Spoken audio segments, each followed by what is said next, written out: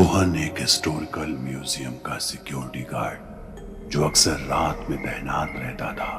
वो यहाँ करीब 8 सालों से काम कर रहा था, मगर एक रोज कुछ ऐसा हुआ जो आज तक नहीं हुआ था। एक दिन उसने देखा कि करीब 10-12 लोगों की भीड़ म्यूजियम में बड़े से वुडन बॉक्स में बंद कुछ अजीब से आर्टिफैक्ट ला रहे हैं। सवाल उसके मन में भी था कि आखिर ये क्या है, मगर फिलहाल के लिए उसे रात की नाइट शिफ्ट की तैयारी करनी थी। रात के करीब 2 बजे के आसपास अपने छोटे से केबिन में लगी सीसीटीवी स्क्रीन को घूरते घूरते उसकी आंख लग गई। लेकिन कुछ ही देर बाद उसे एक औरत की अजीब सी गुनगुनाने की आवाज सुनाई दी। उसने सीसीटीवी फुटेज की ओर देखा तो उसे म्यूजियम के अंदर कोई नहीं दिखा। 1-2 बार आंखें मसलने पर भी जब नजरों में कुछ कैद नहीं हुआ तो रोहन कमरे से बाहर निकलकर म्यूजियम में उस आवाज को ढूंढने लगा। हाथों में फ्लैशलाइट और आवाज की तरफ कान गड़ाए रोहन अब म्यूजियम के मेन हॉल में पहुंच गया था। उसने देखा कि वो आवाज कांच के एक शोकेस में कैद एक अंगूठी पर लगे लाल रंग के स्टोन से आ रही है। इस स्टोन की चमक ऐसी थी मानो घने अंधेरे में कोई जुगनू। इससे पहले रोहन ने इस अंगूठी को कभी नहीं देखा था।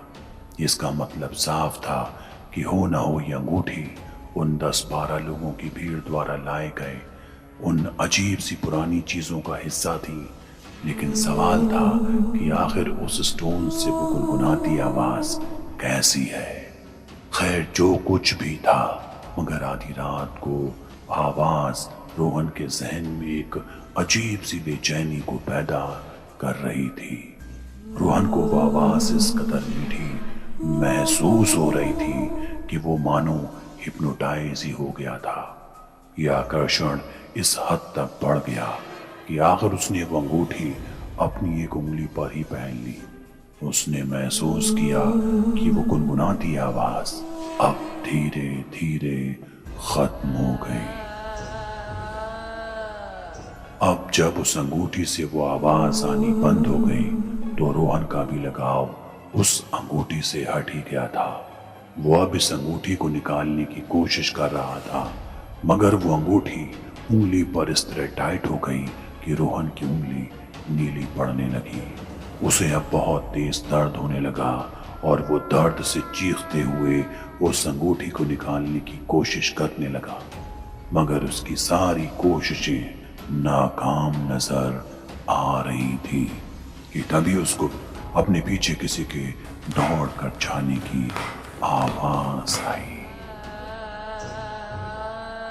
रोहन तेजी से पलटा और फ्लैशलाइट को उस डायरेक्शन में किया, पर वहां उसे कुछ नहीं दिखा।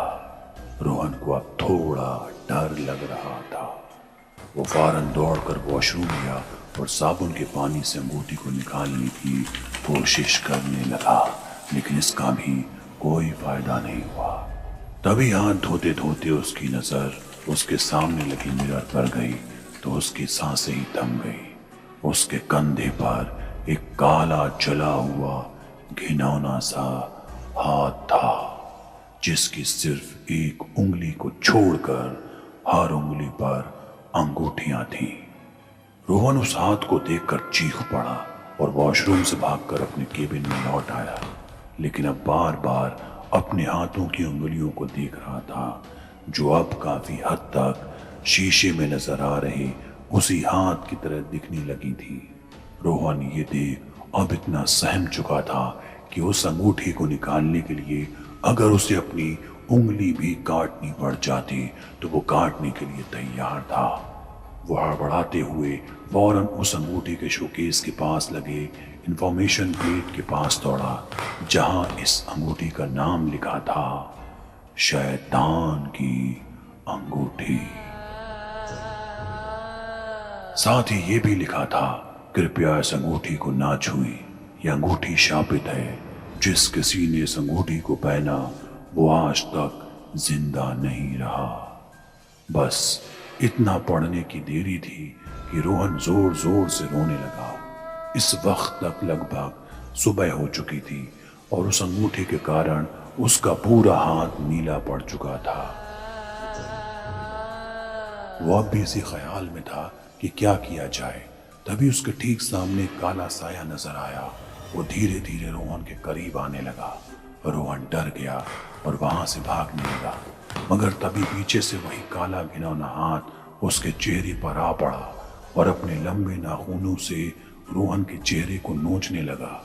रोहन डर गया और वहां से भागने लगा, मगर तभी पीछे से वही काला घिनौना हाथ उसके चेहरे पर आ पड़ा और अपने लंबे नाखूनों से रोहन के चेहरे को नोचने लगा। दर्द उसे कराहते रोहन की नजर जैसे ही उस हाथ पर गई, तभी रोहन की नजरों ने उस खौफनाक शैतान के चेहरे को कैद किया। बस कुछ ही मिनट की देरी थी कि उस शैतान ने रोहन की दोनों आंखें नोच डाली और रोहन वहीं बेहोश हो गया। अगली सुबह की शिफ्ट करने आए सिक्योरिटी गार्ड ने जब रोहन की हालत देखी तो उसे फौरन अस्पताल ले जाया गया। उसकी दोनों आंखें निकली हुई थी और हाथ की वो एक उंगली भी कटी हुई थी।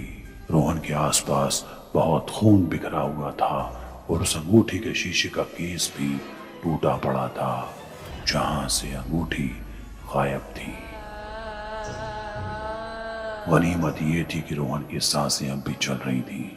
जब रोहन को अस्पताल में होश आया तो उसने उस रात की पूरी घटना म्यूजियम अथॉरिटी को बताई, मगर म्यूजियम अथॉरिटीज इस मामले में लोगों के बीच किसी तरह की कोई बदनामी नहीं चाहती थी और उनके पास प्रूफ के नाम पर बस रोहन की ये कहानी थी, जिसका सीसीटीवी फुटेज भी अब सिस्टम से गायब था। बस इसी को ध्यान में रखकर इस पूरी घटना को महज एक एक्सीडेंट बताकर दबा दिया गया। उस रात की घटना का ये अंजाम हुआ कि उस रात के बाद से लोग रोहन को पागल कहने लगे और इसके बाद उसे काम से भी निकाल दिया गया। मगर उस रात के बाद आज तक किसी ने कभी उस अंगूठी के बारे में कुछ नहीं सुना।